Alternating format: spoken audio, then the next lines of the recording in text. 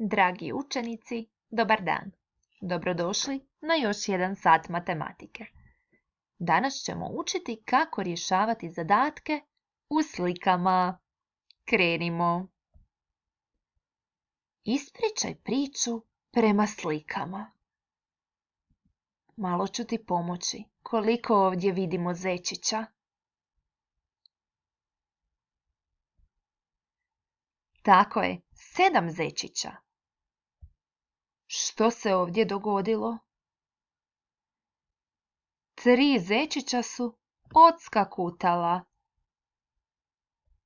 Pitamo se koliko je zečića ostalo? 4. Bravo. Na početku smo imali 7 zečića.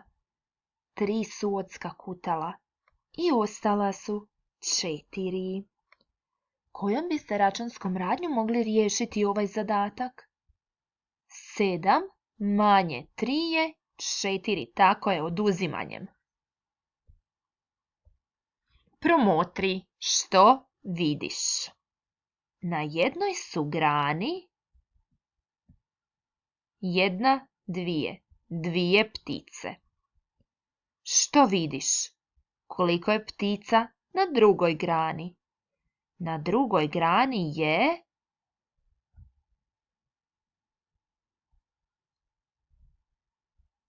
7 ptica. Osmislimo pitanje. Ako na jednoj grani imamo 2 ptice, a na drugoj 7 ptica, kako bi pitanje moglo glasiti? Koliko je ptica na objema granama? Račun 2 više 7 je 9. Bravo. Koliko je ptica na objema granama? Odgovori potpunom rečenicom. Na objema granama je 9 ptica. Odlično. Na pitanje u zadatku uvijek trebamo odgovoriti. Matematički zadaci mogu biti zadani brojevima. 3 više 4 je 7. 8 manje koji broj je 6? 8 manje 2 je 6. Tako je. Zadaci se još mogu prikazati slikama i napisati riječima. Promotri sliku i dopuni. Ovo je mađioničar. Mađioničar je iz šešira izvadio, izbrojimo 1, 2, 3, 4, 5. 5 zelenih papira i 1, 2, 3, 4, 4 crvena papira. Koliko je papira izvadio iz šešira? U ovome zadatku poznato je da je on izvadio 5 zelenih i 4 crvena papira, a nepoznato je koliko je ukupno izvadio papira iz šešira. Pa kako bismo to mogli izračunati? Kojom računskom radnjom? Zbrajanjem ili oduzimanjem? Tako je, zbrajanjem. Kako biste postavili zadatak? 5 više 4 je 9, tako je. Koliko je papira izvadio iz šešira? Odgovor. Iz šešira je izvadio 9 papira. Zaustavi video zapis. Napiši prvi zadatak, prepiši račun i pokušaj prepisati, precrtati odgovor. Ovaj dio. Krenimo dalje. Drugi zadatak. Promotri sliku i dopuni. Vjeverica je ubrala lješnjake. Koliko ih je ukupno ubrala? 1, 2, 3, 4, 5, 6, 7, 8, 9, 10. Vjeverica je ubrala 10 lješnjaka. Koliko ih je pojela? Pojela ih je 4. Koliko joj je lješnjaka ostalo? Poznato je da je vjeverica ubrala 10 lješnjaka, 4 je pojela. Nepoznato je koliko joj je lješnjaka ostalo. Kojom ćemo računskom operacijom izračunati ovaj zadatak? Zbrajanjem ili oduzimanjem?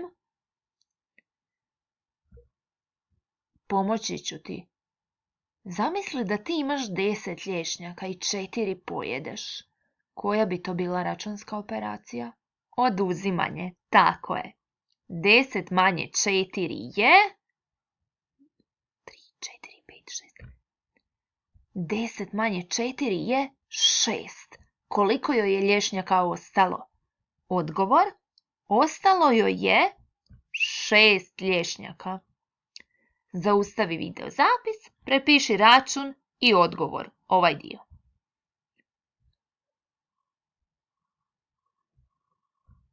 Treći zadatak. Promotri sliku i dopuni.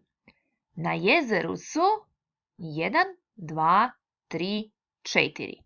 4 labuda. Doletjela su još 3 labuda. Smisli pitanje. Ako znamo da je odgovor na jezeru je ukupno određen broj labudova, kako bi moglo glasiti pitanje? Koliko je ukupno labudova na jezeru? Kada promotriš sličicu, što je poznato u zadatku? Na jezeru su 4 labuda, doletjela su još 3. A nepoznato je koliko ih je ukupno. Postavite zadatak u bilježnicu i izračunajte. Jeste? 4 više 3 je 7. Odgovor, na jezeru je ukupno 7 labudova. Pokušaj prepisati odgovor.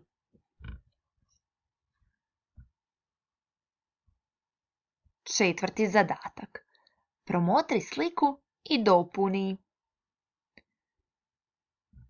Dječak je od 1, 2, 3, 4.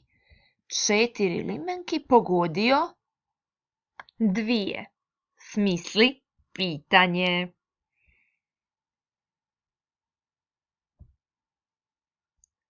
Koliko limenki nije pogodio?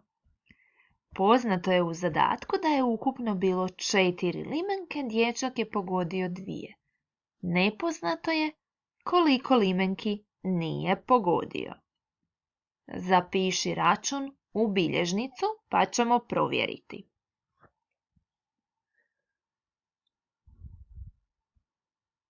Četiri manje 2 je 2. Ako ste točno napisali račun, napišite si kvačicu. Ako niste, ponovno riješite zadatak. Recite mi, koliko limenki nije pogodio? Nije pogodio 2 limenke.